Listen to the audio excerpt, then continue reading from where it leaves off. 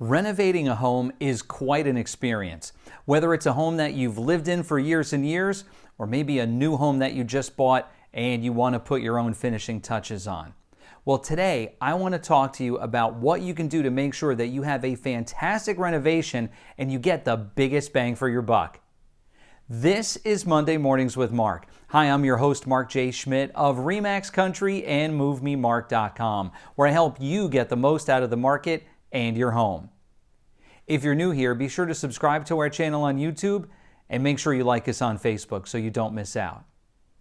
Now, selling real estate for as long as I have, I've been in a lot of homes. And one thing I've found is that some people have made fantastic renovation choices and other people have made less than fantastic renovation choices. Sometimes it's just a matter of taste. Sometimes it's a matter of what were you thinking. But I want to make sure that you are going to be making the best choices moving forward so you can get the biggest bang for your buck in your home renovation. So I've got 5 tips that I'm going to share with you today that are going to accomplish just that. So let's get started.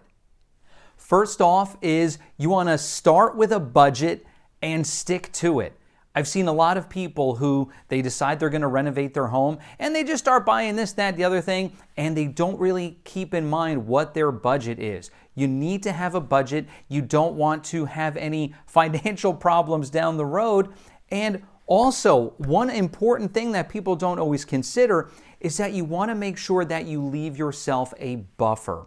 So leave yourself at least 5 to 10% of your total budget for any unexpected costs. If you need to redo anything, sometimes you might decide on a paint color and then all of a sudden say, gee, you know what?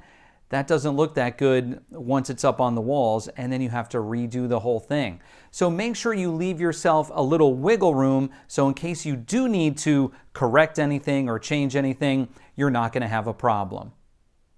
My second tip for you is be careful where you spend your money in your home. You may have heard that renovating a kitchen or a bathroom will give you the biggest bang for your buck. What that means is when you renovate a kitchen or bathroom and then you sell your home one day, you should recoup more of your money on a kitchen and bathroom renovation than you will in another room, say for example a bedroom or a family room. So when you're renovating your home, be careful of how you're spending your money in any of the rooms that you're doing. Let's take a look at your kitchen. Let's say that a kitchen contributes 15% of the total value of your home. That means that if your home is worth $300,000, you don't want to spend more than $45,000 in renovating that kitchen. If you do spend more money than that, you could be over improving your home, meaning you can put those renovations in, but you might not get that money back when you sell. So be very careful where you're spending your money in every room of your home. My third tip for you is to not just consider the look of what you're renovating, but also consider the practicality. So for example, let's say you're finishing your basement. You want to make sure that you don't just finish everything.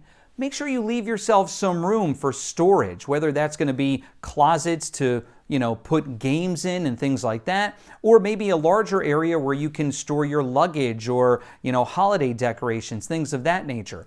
I've seen people who have completely refinished their entire basement and they leave no room for storage, and that's a real misstep there. So you want to make sure that whatever you're doing is practical as well. Let's look at your bathroom. Have you ever seen a rainfall shower head? They look amazing. They give a luxurious feel to any bathroom they're in. But are they practical? I once was on vacation and I got to use a rainfall shower head. It was like showering under a watering can. Not very good. So you want to stay away from stuff like that.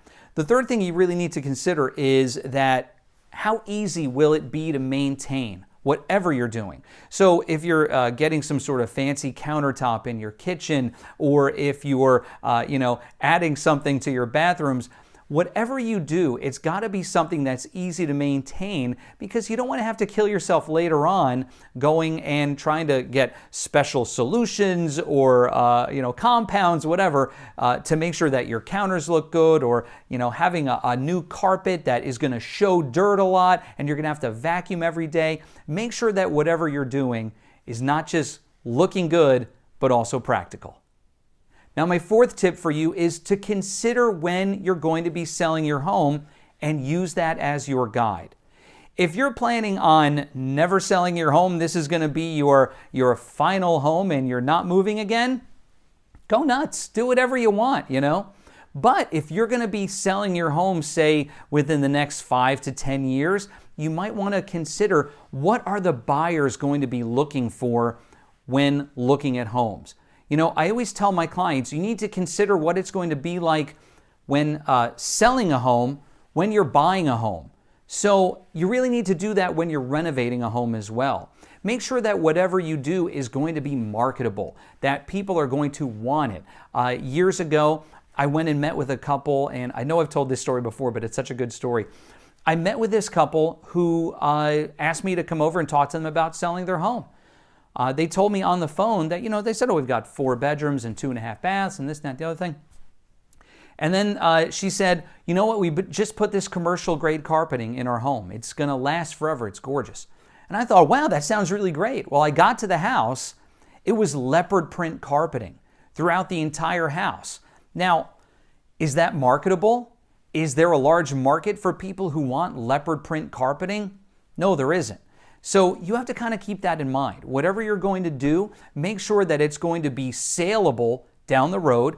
You might not want to pick things that are too trendy. If you pick something super trendy and then 2-3 years later, it's out of style and looks dated, you don't want to do that. The classics are a classic for a reason. They stay classic forever. So pick some colors, some finishes, whatever, that are going to last you so that when you do sell, you can have a successful sale. My fifth tip for you is to not forget the outside of your home. While we're renovating our homes, we tend to really consider the inside and say, I want to do the kitchen, I want to do the bathroom, whatever. But we don't always think about renovating the outside of our home. And that is such an important place to renovate because you've probably heard of the term curb appeal. Well, it's true. When people drive up to your home when you're selling and they're thinking, hey, I want to go see this home. When they drive up, they're going to get a first impression from your home by what's happening on the outside. And you want to make a fantastic first impression. It's not hard to do. What you can do is things like paint the exterior of your home, add a new front door, add a new garage door, improve your lawn, add some landscaping, some flowers, some bushes, whatever. But there are so many things you can do that can really make your home look amazing right as soon as you drive up. Now, I'll tell you, there's a neighbor on my street. They had a house. It was a decent looking home. It was a yellow home. It had, decent landscaping, whatever. It was fine. But these neighbors decided that they were going to make their home a showpiece. They painted the entire exterior of their home.